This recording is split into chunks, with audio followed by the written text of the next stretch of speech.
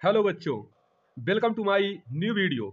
आज आप लोगों को कक्षा 9 के परमाणु एवं अणु चैप्टर 3 के विज्ञान विषय के बारे में आज आप लोगों को पढ़ाया जाएगा।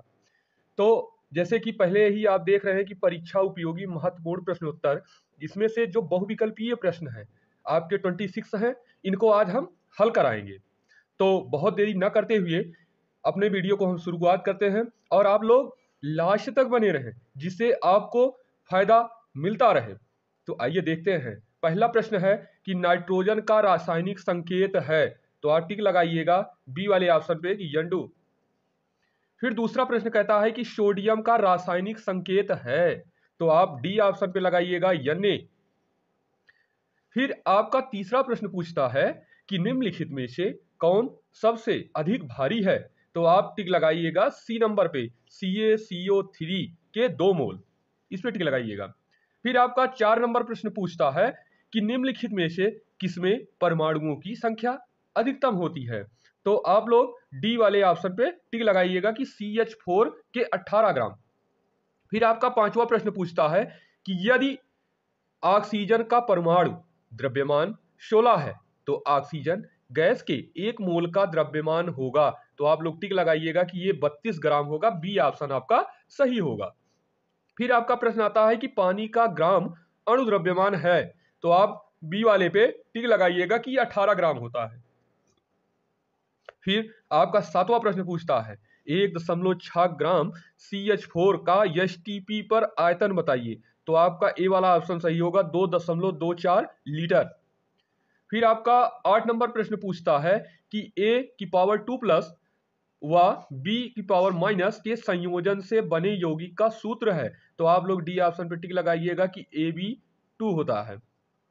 फिर 9 नंबर प्रश्न पूछता है कि Al की पावर 3 प्लस व SO4 2 माइनस से बने यौगिक का सूत्र है, तो आप लोग ए वाले ऑप्शन पे टिक लगाइएगा।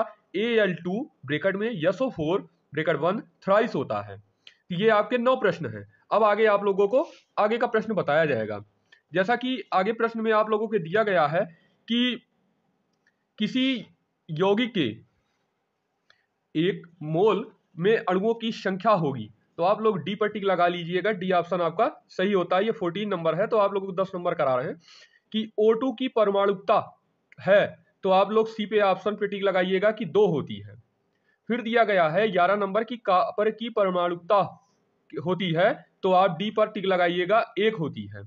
फिर दिया गया है कि आयरन का प्रतीक है, तो आयरन का प्रतीक जो होता है आपका Fe होता है, आप Fe पे टिक लगा लीजिएगा। फिर आपका 13 नंबर प्रश्न आता है कि सी प्रतीक है, किसका प्रतीक है, तो आप लोग टिक लगाइएगा ए पे कार्बन का। फिर 14 नंबर प्रश्न कहता है कि किसी यौगिक के 1 मोल में अणुओं की संख्या होगी, तो 6.022 गुणे 10 की घात 23 आपका डी ऑप्शन सही होगा। फिर प्रश्न पूछता है कि यदि जल का अणु द्रव्यमान 18U है तो 1.8 ग्राम जल में अणुओं की संख्या होगी, तो आप बी ऑप्शन पे टिक लगाइएगा कि 6.022 गुणे 10 की घात 22 होता है। फिर 16 नंबर आपका प्रश्न पूछता है कि H2 गैस के 2 मोलों का द्रव्यमान होगा, तो आप ऑप्शन पे टिक लगाइएगा कि सी वाला ऑप्शन की 4 ग्राम होता है इसका द्रव्यमान। फिर अगला प्रश्न पूछता है कि CO2 का ग्राम अणु द्रव्यमान है, तो आपका 44 U होता है। फिर आपका प्रश्न पूछता है कि परमाणु क्या है, तो अविभाज्य होता है, विभाज्य होता है, अणुओं से मिलकर बना होता है कि किसी तत्व का स्वतंत्र रूप से रहने वाला सूक्ष्म कण है, तो आप लोग बी वाले ऑप्शन पे टिक लगाइएगा कि ये विभाज्य होता है। फिर अगला प्रश्न है कि पदार्थ का सूक्ष्म कण जो स्वतंत्र अवस्था में रह सकता है, यह अणु होता है। ये अणु जो होता है पदार्थ का छोटा से छोटा कण होता है जो स्वतंत्र अवस्था में रहता है। 20 नंबर आपका प्रश्न पूछता है कि अणु के बारे में अशुद्ध कथन है, जिसमें एक अशुद्ध है। बी वाला ऑप्शन आपका सही होगा कि बी पे लगाइएगा कि अणु रासायनिक क्रिया में भाग लेते हैं, तो आप याद रखिएगा कि अणु जो होते हैं वो रासायनिक क्रिया में भाग नहीं लेते हैं। फिर 21 नंबर प्रश्न आपसे पूछता है कि निम्नलिखित में एक परमाणु अणु है, तो यही आपका जो होता है एक परमाणु का अणु है। फिर आपका 22 नंबर पूछता है कि निम्नलिखित में से द्विपरमाणु का अणु है, तो आपका CO होता है। बी वाला ऑप्शन सही होता है। फिर 23 नंबर प्रश्न पूछता है कि निम्नलिखित में से त्रिपरमाणु अणु है, तो आप लोग टिक लगाइएगा CO2, डी वाला ऑप्शन आपका सही है। 24 नंबर प्रश्न पूछता है कि तत्व पोटेशियम का प्रतीक है, पोटेशियम का जो प्रतीक होता है वह के होता है। फिर अगला प्रश्न आपसे पूछता है कि एक धातु का सूत्र यमो है, इसके फास्फेट का सूत्र होगा, तो डी वाला ऑप्शन लगाइएगा कि यम थ्राइस ब्रैकेट में PO4 ब्रैकेट 1 ट्वाइस।